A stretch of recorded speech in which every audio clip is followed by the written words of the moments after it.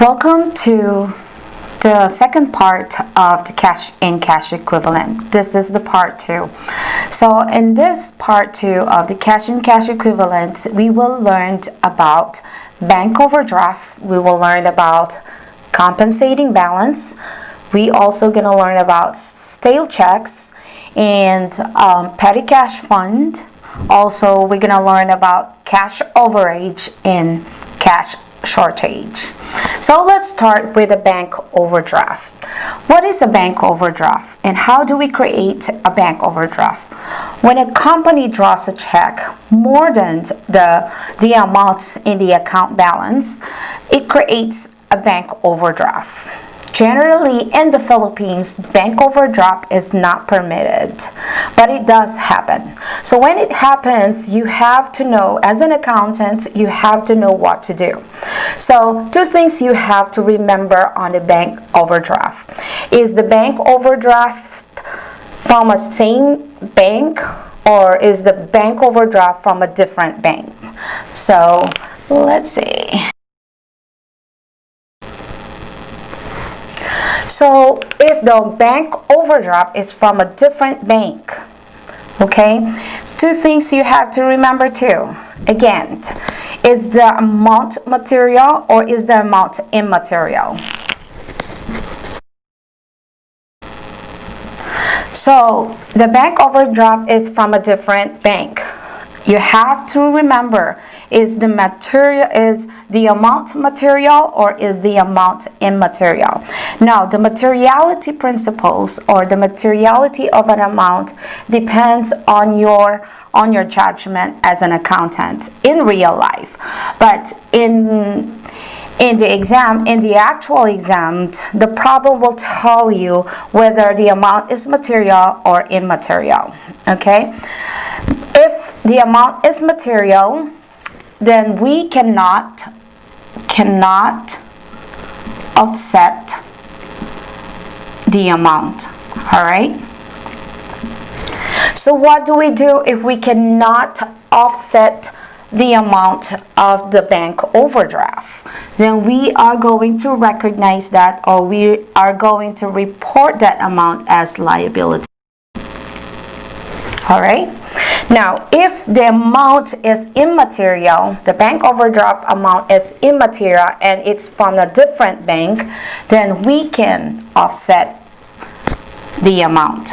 Now, this one we can offset, but we have to make a captions on that account, cash net of overdraft. All right. Now, how about if the bank overdraft is from a same bank? How that happens? If it's the same bank, meaning to say the company is maintaining more than one account. So let's say, for example, one account has an overdraft and the other one is not. So we can offset the overdraft account to the other account. So on the same bank, whether this is material or immaterial in amount, we can both offset. All right. So the only way we cannot offset a bank overdraft is when the overdraft is from a different bank and the amount is material. Otherwise, if it's different bank but the amount is immaterial, we can offset that. Also, if the bank overdraft is on the same bank, we can offset the amount. And on the captions, we will put cash net of overdraft. All right, that's our bank overdraft. Compensating balance. What is a compensating balance? A compensating balance is a minimum balance maintained in a bank account. Okay.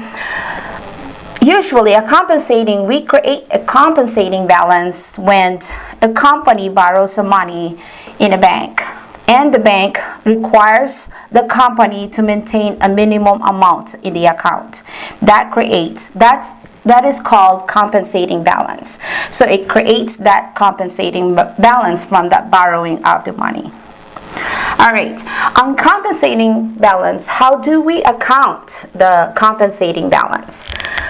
Two things we have to remember on compensating balance. If the compensating balance is legally restricted or not legally restricted.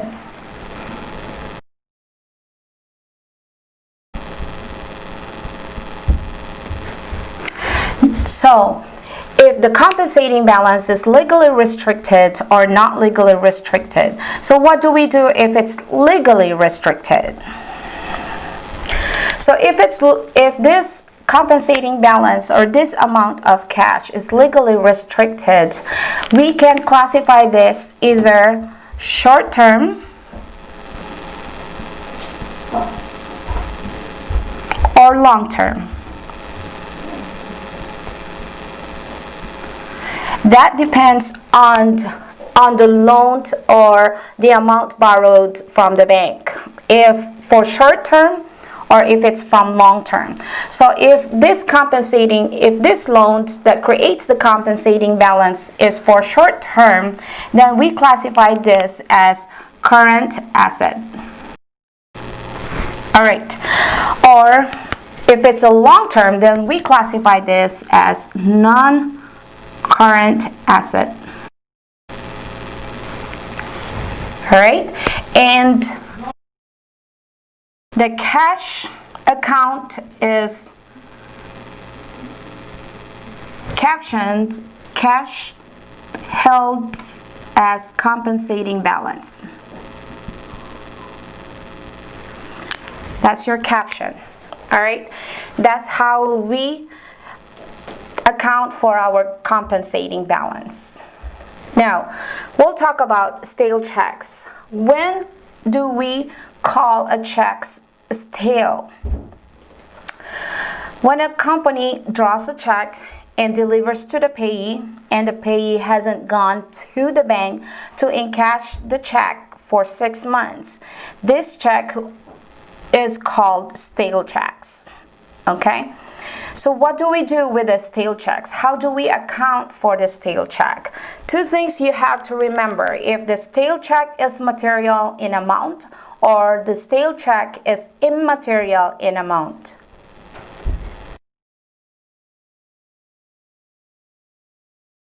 Alright, two things you have to remember on stale checks. Material in amount or immaterial in amount. Whether this is material in amount or immaterial amount, we are going to revert it back into our cash in bank. Okay? So the only difference between these two is that on materials, we revert it back to cash in bank, which we debit cash in bank and we credit accounts payable. So we are going to revert it back to our accounts payable. The stale check that is material in amount. If the amount is immaterial, if the amount of the stale check is immaterial, we revert it back to cash in bank. But we are going to credit a miscellaneous income.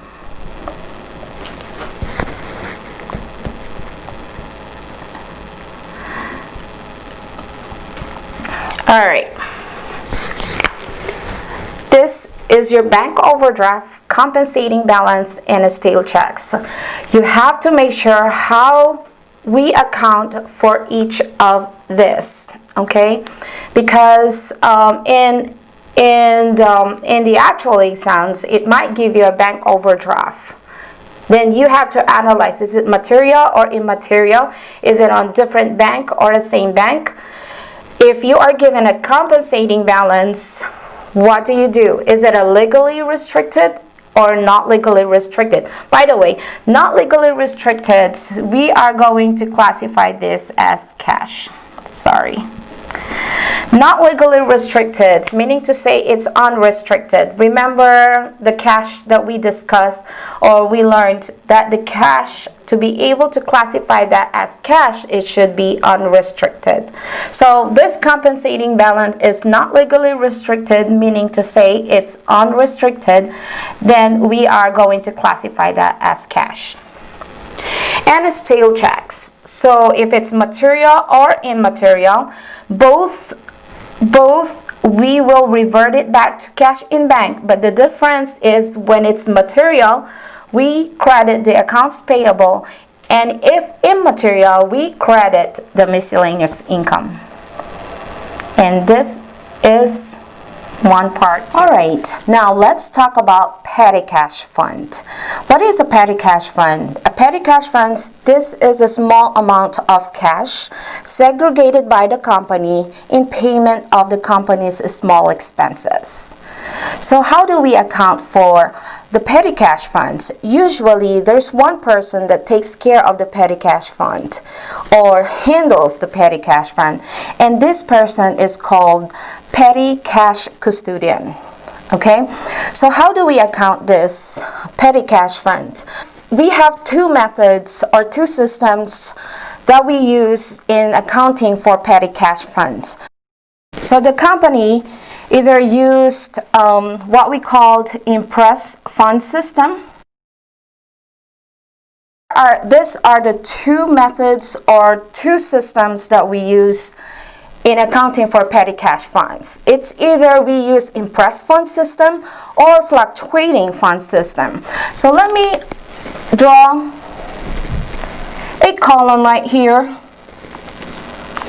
All right, let's say we have our impress fund system here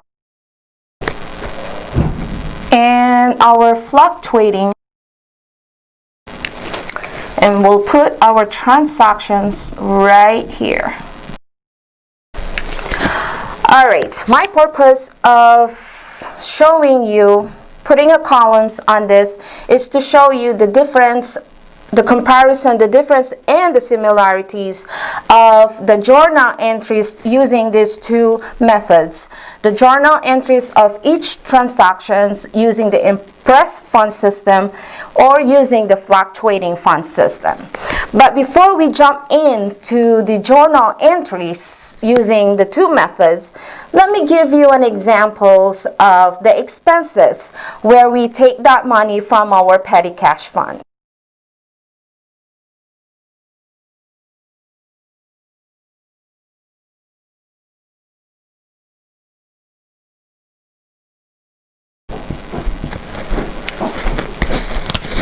Alright, these are the examples of our expenses where we take the money from our petty cash fund. First is advances to employees or officers, office supplies, transportations, gasoline, postage stamps, and other miscellaneous income. These are examples of expenses except for one. This first item right here is advances to employees or officer. This is not an expense on the part of the company. Okay, this is what we called other receivable, or this is classified as other receivables. This is IOUs. This is also called IOUs from employees or officers. All right, so these are expenses except for one. All right, now let me write down our transactions here so we can do our journal entries. So first transaction,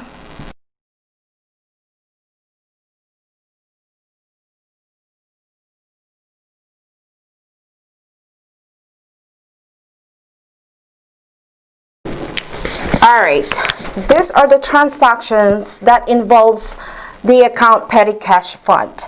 First transactions is establishment of the fund.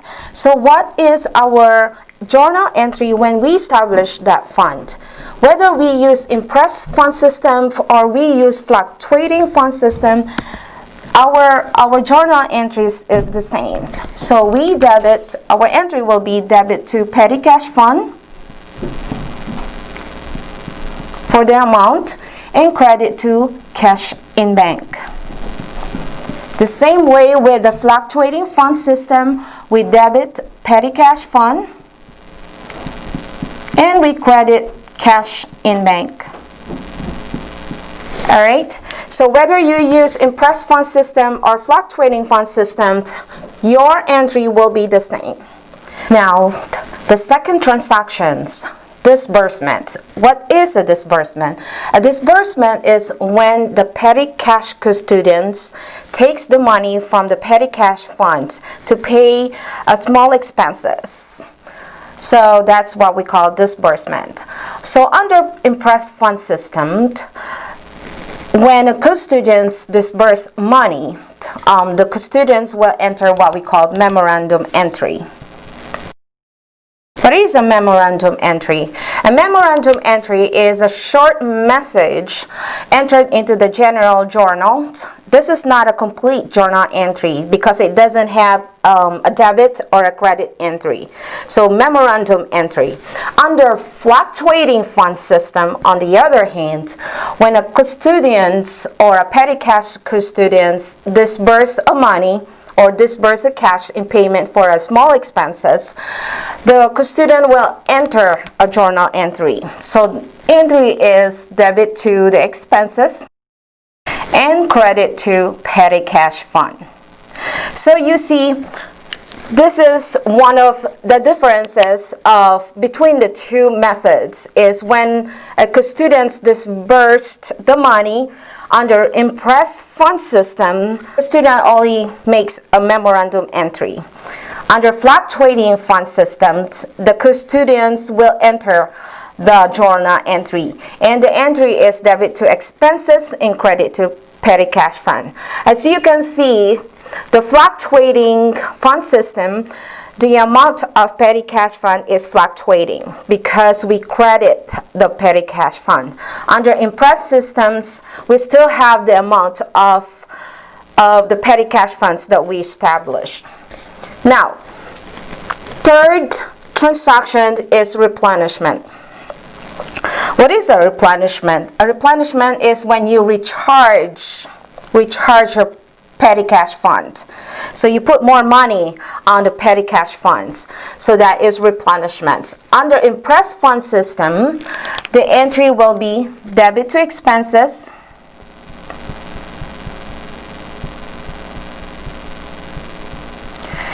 and credit to cash in bank. Usually on replenishment, under impressed system, they replenish whatever the expenses on the petty cash fund. So we debit on replenishment, we debit expenses and we credit cash in bank. On the other hand, on fluctuating fund system, when we replenish the petty cash funds, we debit petty cash fund and we credit cash in bank. All right, that's the differences. So under impressed fund systems, we recognize the expenses when we replenish the petty cash fund. Under fluctuating fund systems, we recognize the expenses as it occurs.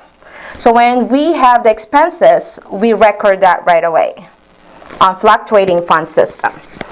Now, increasing the amount of our petty cash fund. Sometimes the company realize that the amount in petty cash fund is not enough. So we increase the amount of our petty cash funds. Under impressed fund system, if you increase the amount of petty cash funds, we debit petty cash fund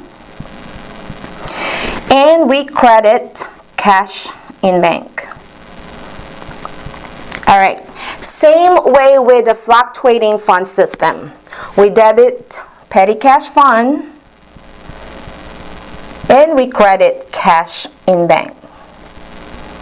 All right. Now, decreasing the amount of petty cash fund.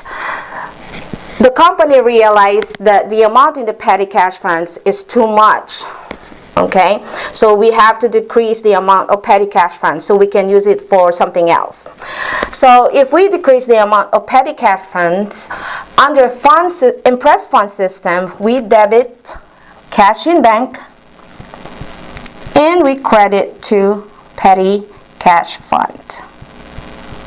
We revert it back, we put it back in our cash in bank. And same way with fluctuating fund system, we debit cash in bank and we credit petty cash fund. All right. Now, at the end of the year, we do some adjustments under impressed fund system. Okay, under impressed fund system, any unreplenished expenses should be recognized at the end of the year. So any unreplenished, we debit expenses to recognize that expenses. And we credit the petty cash fund. All right, remember, the adjustment at the end of the year under impressed fund system, we recognize that unreplenished expenses. All right, but under fluctuating fund system, we don't adjust any of the expenses because we recognize the expenses as it occurs. So every time we have expenses, we record that right away under a fluctuating fund system. So under fluctuating fund system, we don't have an entry at the end of the year. All right? So this is your petty cash fund. Now let's talk about cash shortage and cash overage. In every company, there will always be a policy on how often they're going to count their cash. Some companies count their cash monthly. Some companies count their cash quarterly or semi-annually or annually. So when they count their cash, and if there's a discrepancy between the cash count and the cash to be accounted for, or the balance per book, there is going to be a discrepancy. So this discrepancy will either be a cash shortage or cash overage. So what do we do if that happens? We as an accountant, what we're going to do is to create a temporary account. And this temporary account is called cash shortage and cash overage.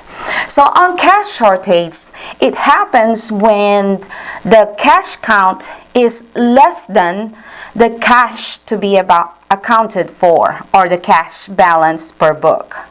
There will be a cash shortage.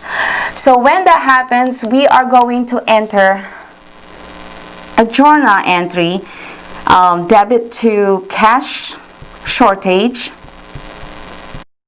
amount and credit to cash. On the cash overage, on the other hand, cash overage is when the cash count is greater than the cash to be accounted for or the cash balance per book. If that happens, if there's a cash overage, our entry will be debit to cash to equal and credit to cash overage. All right. So when there's a cash overage, our entry will be debit to cash and credit to cash overage. Cash overage is a temporary account. And what happened next? The company will try to figure out. The company will try to figure out the reasons or the cost of this discrepancy. So when the company figure out the cause or the reasons of cash shortage, when the company figure out that the cashier who is responsible for the cash of the company is responsible for that cash shortage, then we will enter a journal entry, debit to due from cashier, debit to due from cashier, and credit to cash shortage. All right, so when the company figures out that the cashier is held responsible for the cash shortage, the entry will be debit to due from cashier, which is other receivable, and credit to cash shortage to close that temporary account cash shortage. Now, on overage, when the company finds out that amount of overage is the cashier's money, then we will enter a journal entry of debit. We will debit cash overage and credit to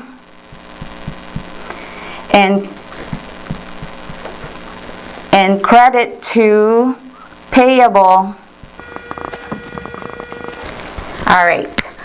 So when the company figures out that amount of overage is the money of the cashier, then we debit cash overage to close that account, that temporary account. Then we credit to payable to cashiers, and that is your other liability. However, if the company cannot figure out the cause or the reasons of the shortage or the overage, under shortage we will enter or we will recognize a loss from cash shortage. So we debit. Alright, so when the company cannot figure out the reasons why there is a cash shortage, then the company will recognize a loss from cash shortage and credit to the cash shortage to close that account. On the other hand, if the company cannot figure out that overage, that amount of overage, then the company will recognize a miscellaneous income. So our entry here is debit to cash overage, miscellaneous income. So the cash shortage, we recognize loss from cash shortage. On the cash overage, we recognize a miscellaneous income. And this is your cash and cash overage, cash shortage and cash overage. So thank you for watching cash and cash equivalent discussions or topics, our part 1 and part 2. So my next video will be cash and cash equivalent practice questions. So in this practice questions, I will flash all the questions, then we will discuss the solutions and the answers. So I'll see you in my next video.